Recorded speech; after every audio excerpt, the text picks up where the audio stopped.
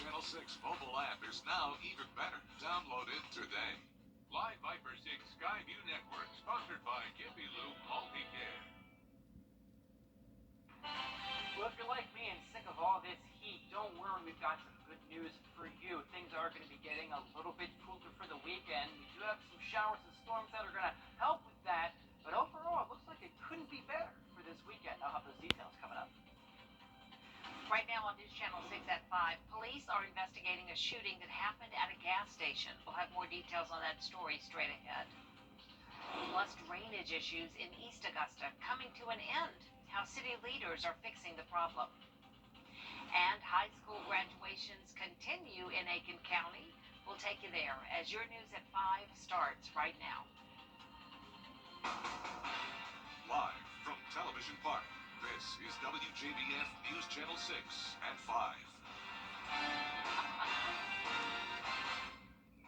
Good afternoon, everyone. I'm Jenny Montgomery. Thanks so much for joining us. Brad has the day off. Coverage you can count on begins in Augusta with the police investigating a shooting. It happened just after 9:30 this morning at the BP gas station on Wrightsboro Road.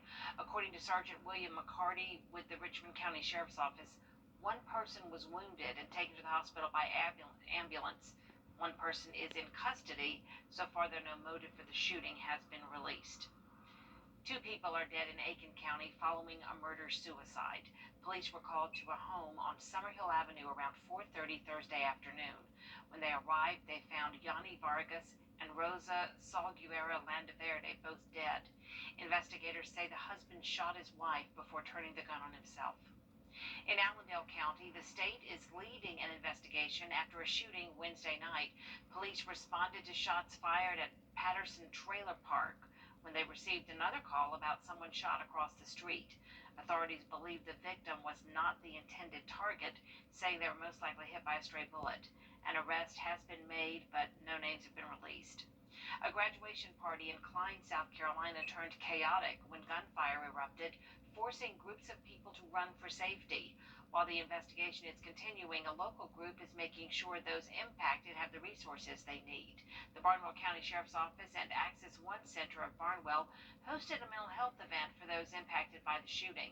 The team provided counseling and safe space for those to come and get mental health services. I'm very much concerned with the shootings that are going on in our county as well as around the country because of the impact that it has on our children and the families. One person was shot during the party. No arrests have been made. Community groups are taking action after violence across the United States. The group Moms Demand Action delivered a petition of more than 90 pages and over 3,000 signatures to Senator Lindsey Graham's office in Pendleton, South Carolina. They're asking for what they call common sense gun laws, red flag laws, and background checks. I've had loved ones taken in gun violence. My mother, when I was a young girl, 17, and then a few years ago, my niece was taken on Myrtle Beach during the Black Bikers Week when she was watching the motorcycle parade. Shooting broke out on the beach, and 4 young people were shot. National Gun Violence Awareness Weekend kicked off today. Volunteers across the country will wear the color orange to raise awareness. It is time now for our first check of the forecast. Jenny. All right, Ryan, thank you. New developments in the project to stop flooding in East Augusta. City crews beginning the first major step of the project by getting rid of the old drainage pipes. News Channel 6's Ashley Jones reports. We did have a lot of floods and stuff out here. Is the beginning of the end for a severe flooding problem in East Augusta. Oh yeah, I have my driveway sometimes full of water and stuff, and I'm glad he's something done out here and helping the people in East View over here. Maxine Hamilton has been living on Macon Avenue for almost a decade now. Thursday morning, she witnessed history as city workers began uprooting the current pipes running throughout East Augusta to install new ones. Workers walked News Channel 6 through that process. We're actually relaying it so they have a brand new water line. The old water line, it's just an old water line, and we've had issues, so we wanted to go ahead and upgrade it to current standards while this project is being taken on by AED. The current water line runs about 5 5,000 feet, and workers are hoping to have that line completely removed in the next 3 to 4 months. Well, the drains are just met its age. We're talking about this neighborhood being built in the late 50s, early 60s, and the infrastructure not having much renewal since then. And so going into the neighborhood, going behind houses, and tearing those large pipes, those pipes that were put down decades ago, is so essential. Johnson says this is the first phase of many, and this project is similar to what took place in Marion Homes. This will be about a 2-year process, but after that process is completed, neighbors will see sidewalks installed, roads repaved, new water lines installed, and pipes that are large enough to route water to the channel so that folks won't have to adjust their days and adjust their lives because of flooding due to rain. Once this phase is complete, city workers will begin drainage remediation in the Hornsby subdivision, Cedar Street, and Sandbar Ferry.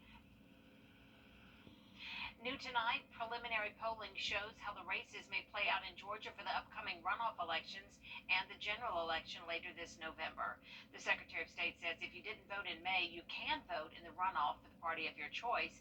If you did vote in May, you can only vote for the same party. Wait times were low for the May primaries, but things could pick up steam with up to 5 million voters expected. The turnout was fairly normal across the state. There wasn't like a huge turnout in the rural areas compared to the suburban areas. Now, granted, in a Republican primary, you're going to have a stronger rural turnout than urban turnout, and vice versa in the Democratic primary, because you have more Republican voters living up in the rural areas and more Democratic voters living in the urban city areas. Counties are requested to begin early voting as soon as possible, but no later than June 13th. And if they do start sooner, they are required to offer it on Saturday, June 11th. So the early voting days could vary from county to county. Aiken County high school seniors crossed the stage and turned their tassels, marking a special moment in their lives. News Channel 6's Nikita Dennis was there for the graduation ceremonies. It's an exciting time for seniors in the Aiken County School District, with 4 graduations being held here at the USC Aiken Convocation Center. Seniors took their big step Friday, walking across the stage on their way to the next journey. More than 200 Aiken High seniors earned their diplomas. That school's class of 2022 also earned more than $15 million in scholarships. The class's salutatorian says being a graduating senior in the midst of a pandemic helped her to grow. I think I've really learned how to communicate with others, and I've gotten way better with my social skills, like how to ask for what I need, make sure I have what I need. Even parents are overjoyed, waiting for this moment for 18 years. It's symbolic. It's like the end of something and the beginning of something. Aiken High valedictorian Laura Huff says she too is excited to take on the real world with one big lesson she has learned.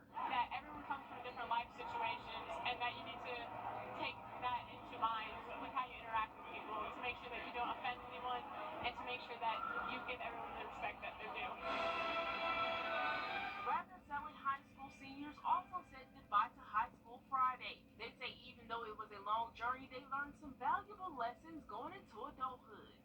That procrastination is your worst enemy. I plan on taking away that I can do anything if I push myself. And in the end, Always be good to people, do your best, try your best, and do what you can do. Seniors say they plan to take away all the lessons they've learned going into the real world. In Aiken, I'm Nikita Dennis, Wjbf, News Channel 6. June is Alzheimer's Awareness Month. It's estimated more than 120,000 people in South Carolina over the age of 65 will be diagnosed with it by 2025. Experts say common health conditions like diabetes and high blood pressure can put people more at risk for the disease. But good news, research shows there are things that may lower your risk of developing Alzheimer's and improve brain health. Working to keep workers healthy. McCorkle Nurseries and AU Health came together today for their second annual health fair, providing healthy checks for nearly 200 McCorkle workers. News Channel 6's Bria Smith has the story. I think we do have to adapt the way we not just look at healthcare, but we do have to meet people where they are, not just figuratively, but physically as well. And if you look at some of these volunteers as well, a lot of the residents, like, they look like the population. That's also important. People need to see themselves. It builds trust in the community. McCorkle Nurseries houses more than 75 migrant workers on site while providing access to medical opportunities those workers otherwise would not have. They have a large migrant population, which is actually, if you're familiar with, I'm trying to think, visa programs, H-2A, which is an agricultural visa, so people that come like on 10-month or 8-month periods of time during the calendar year in order to work during that time. Which is why representatives from several organizations showed up to help. Dental, medical, cancer center, public and preventative health, Piedmont Mammogram Van, and Shepherd Community Blood Center were just a few of the resources available. Seeing this in the community and how it actually affects people, I hope to take what I learned and just actually apply it to those people and just educate everybody. Dr. Jessica Lynn Stewart of AU Health says that's the reason she partnered with McCorkle to organize the event in the first place. What's really important to me is that education always is coupled with, I have a public health background. I think there's a lot of services you can provide, but you also need to have a learning experience. People need to learn things, and any information you can provide about access to other services is also important. And I think that's what, if you talk to anybody at these tables, that's what they're trying to do today. Medical and health students volunteered to perform different tests while also educating the workers on signs to look out for their own health. Public health student Ashlyn Hosty says this was her first time experiencing something like this. Just started in January of this year, and now going into my internship, which is my second semester of May. And this is my first time being here at the health fair. This is so amazing. I've never had an opportunity like this before. Endearing, Bria Smith, WJBF News Channel 6. Coming up, as inflation continues to hit our wallets, it's the best time to save. We'll show you different ways you can boost your savings when we return. Stay with us.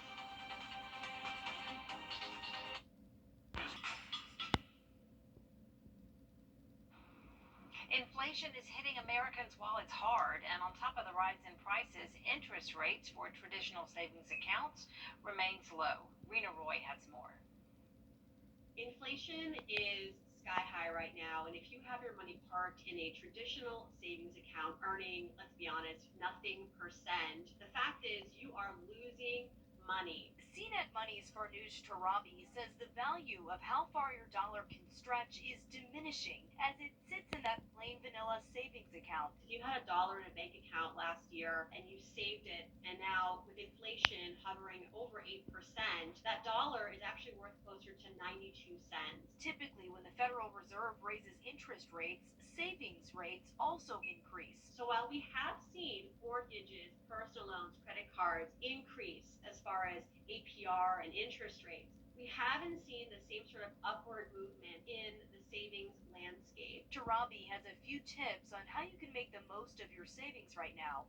Number 1, compare interest rates at digital banks. There are a lot of digital competitors right now vying for our savings dollars, and many of them do offer better than average savings rates. Tip number 2, look for sign-up bonuses. If you're a new customer, they may offer you a welcome sign-on bonus, giving you an immediate boost to your savings account. Tip number 3, if you don't need your savings right away, consider I-bonds. So I-bonds are government-backed securities. They adjust twice a year to mimic where inflation is, and right now I-bonds are earning well over 9%. When deciding if I-bonds are right for you, keep in mind you can't touch that money for a minimum of 1 year. Rena Roy, ABC News, New York. There will not be a recount in the race for Richmond County State Court Judge. That recount was requested by Evita Pascal, who lost the race to John Flythe. Flythe had 65% of the vote. Pascal argued that nearly 4,000 votes weren't counted and claimed 171 write-in votes were not resolved. She also claimed there were issues with election board computers, which could have impacted the race. At a special called emergency meeting this afternoon, the Board of Elections ruled there was no merit to her claims. Coming up, we will take a look at your local forecast. Also ahead, the first confirmed case of the avian flu in Georgia. We'll tell you more after this break. I'm Attorney G. All right, thank you so much, Ryan. We are learning more information about how the avian flu is infecting birds in our region. Georgia has its first confirmed case in Toombs County. A farmer grew suspicious after more than 10 of his birds died within several hours. That farmer had to have his entire flock euthanized because of the outbreak. My wife called and said that two ducks had died. I told her, I said, we'll get all of them off. She's going to lose one or two. Well, that evening, when I was coming home, she called and said 7 birds had died, 7 more. So I said, oh, we got a problem. Well, by the time I got home, 4 or 5 more had died. Anthony estimates he lost up to $25,000 worth of birds because of the flu. Poultry flock owners are encouraged to closely observe their birds and report a sudden increase in the number of sick birds or bird deaths. Coming up, several high school seniors awarded money for college. We'll tell you about the Eric Smalls Memorial Banquet after this break. Stay with us. The Live 5 for 6 mobile app. Download it today. 6 local high school seniors are getting some help for college. The Eric J. Smalls Memorial Banquet was held on Thursday at Augusta University. 6 seniors with plans to play college basketball received a $300 scholarship in Smalls' name. Smalls was 9 years old when he died in a car accident with 2 other young children in 2015. News Channel 6's Dee Griffin was MC of the event. I'll see you again at 6 o'clock, but count on News Channel 6 for more coverage you can count on at 5:30. John and Dee are here now to show us what's ahead. Thanks so much, Jenny. Coming up next at 5:30, 3 more students from the Texas school shootings have been laid to rest as a fight for gun control continues. And thousands of job opportunities coming soon, but you'll have to move if you want one.